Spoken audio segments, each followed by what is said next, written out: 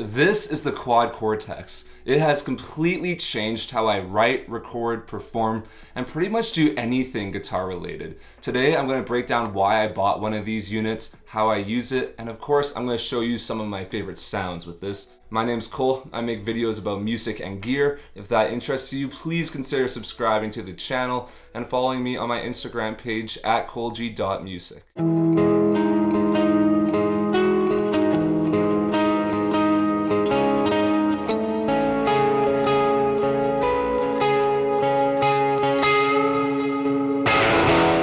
I've been interested in the Quad Cortex to some degree since the day it was announced.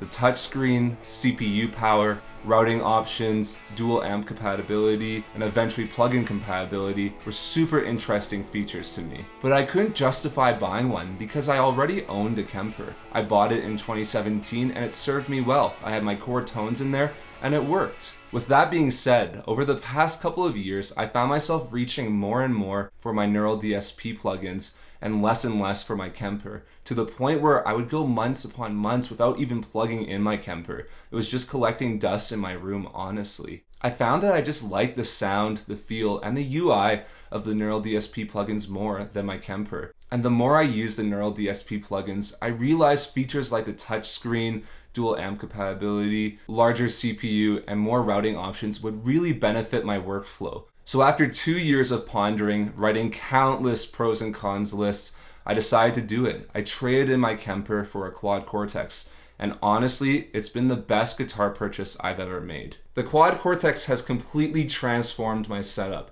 It's now my all-in-one rig for recording, writing, performing, and teaching. At home, the Quad Cortex lives on my desk. I basically have two XLRs running into my audio interface from it, but I also have it in USB mode so I can easily record direct tracks and reamp through it. And also I can edit presets with it, but honestly, I find editing presets on the Quad Cortex itself to be very easy. When I first got the Quad Cortex, I immediately downloaded some captures from the Neural Cloud just to ease my Kemper brain into the Neural ecosystem. Then after a few weeks, I started experimenting with the built-in amp and cab sounds, and holy crap, I love how these things sound. I love the variety of amp sounds, and I also really love the cab section. Having the ability to move a microphone around with my finger is just a dream for both the visual and recording engineering part of my brain. I was also surprised with how good the effects sound in the Quad Cortex. I was expecting to use the Quad Cortex with my pedalboard and not use any of the effects in it, but honestly, I haven't really touched my pedalboard that much. I'm super happy and content with the effects in the Quad Cortex. With all the power the Quad Cortex has, it really feels like a second desktop computer just for amp sounds, which I guess it technically is. It's so easy to use, there's so much power. Like, I love the ability to have two amps running at once and have a complex signal chain. It's so nice, and I'm just so happy with this unit. It really checks all the boxes for me that I had going into it.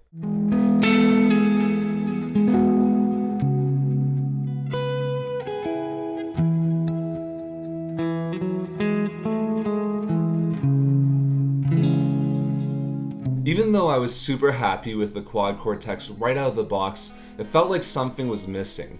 Captures of my own amp. A couple of years ago, Daryl Saves Lives producer James Banks and I made some Kemper profiles of my Mesa Boogie Fillmore 50. I absolutely loved how these turned out, and they became my main sound in the Kemper because I just didn't like scrolling through menus all the time trying to find different sounds.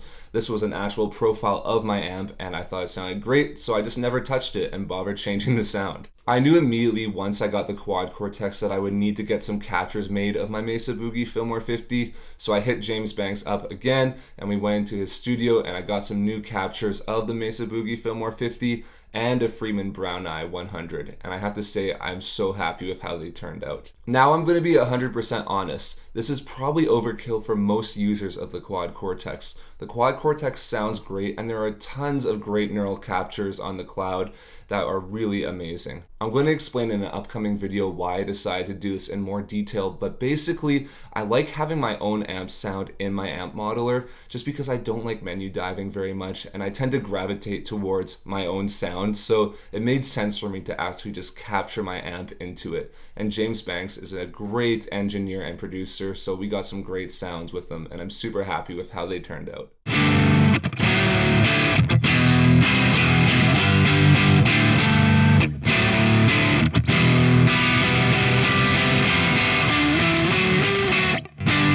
One of the most underrated features with the Quad Cortex, and what truly sealed the deal for me, was being able to use the Quad Cortex as a pedalboard replacement. I've mentioned this before in other videos, but at the end of August, I'm moving across the country, so every Daryl Saves Live show I play from now on will essentially be a fly-in show for me. To prepare for this, I downsized my pedalboard and was super happy with it, but truth be told, I wasn't exactly excited to have to pay for an extra carry-on while flying. I'm trying to save as much money as possible, and that costs a lot of money. So then I remembered a few years ago, I tried out the Quad Cortex at a local music shop in pedalboard mode, and I was super happy with how it sounded. I thought if I bought a Quad Cortex, I could just throw it into my backpack and not have to pay for an extra carry-on. So I went to another local music store, tried it out, loved how it sounded, and bought the unit. I found all the effects in the unit sound really great, and I captured all of my overdrive pedals into it so that when I perform live, I can still have my sound with me, even though I actually don't have the pedals with me. Another reason the Quad Cortex has been super nice for performing live is that it really integrates well into Daryl Saves Live's in-ear rig. Basically what I do is I have two outputs within the Quad Cortex. One takes my effects and goes directly in front of an amp. There's no amp simulation or anything. And then the other takes all the effects and then runs it through an amp model or an amp capture of my actual Mesa Boogie Fillmore 50. And then that goes into the front of house or in-ear rig that we're using, so that in my ears and for the front of house, it always sounds perfect and consistent every single night. Another feature I use a ton in pedalboard mode is the transposer. I'm using a lot more baritone guitar in DSL nowadays, so having that transpose feature is so nice because I don't have to take my baritone guitar with me either to band practice or for performances, because all I have to do is press the transpose button and then it transposes my guitar to baritone tuning, and all I have to do is add an extra EQ just to brighten it up a bit, and it sounds great and it's really convincing, especially performing live.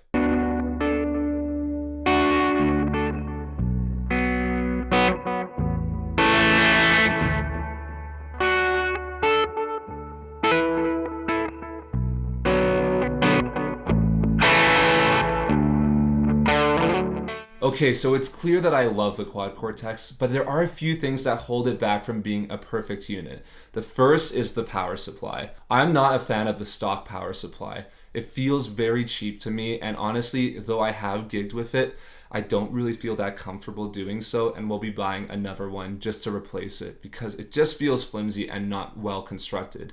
And secondly, and this is probably the bigger point for a lot of other people, but plugin compatibility. Right now, there's only a handful of plugins that are actually available in the Quad Cortex. For me, this is not a deal breaker as I primarily use my own captures, but I totally understand why a lot of people who have heavily invested into the Neural ecosystem are upset. Having said that, I am super excited that the Nolly plugin is being ported very soon. That's my go-to plugin on my computer. I love every sound in that plugin, so having that available on my Quad Cortex is just going to be amazing. I'm also excited for when the Rabia Masad plugin comes in because I think all the extra synth sounds in that plugin will work really great with the Quad Cortex, and I'm excited to try them out. Overall, the Quad Cortex is amazing. It has completely changed how I approach pretty much every aspect with guitar. Truthfully, before I bought this unit, I didn't know if the hype was real, but once I got it, I realized, yes, it's real. I feel so fortunate to own this unit and have so much power, tonal versatility, and routing options available right at my fingertips. I owned a Kemper for 8 years, and I fully expect to own a Quad Cortex for at least 8 years. I'm super happy with this unit, and I think it's amazing, and I'm excited to learn more about this unit and discover cool new functions within this unit. But now, I want to hear from you. What is your opinion on the Quad Cortex and modeling in general? Do you like it? Do you hate it? Let me know in the comments, and let's have a discussion. Thank you so much for watching today's video. If you enjoyed it, please consider liking it and subscribing to the channel and following me on my Instagram page at kolji.music.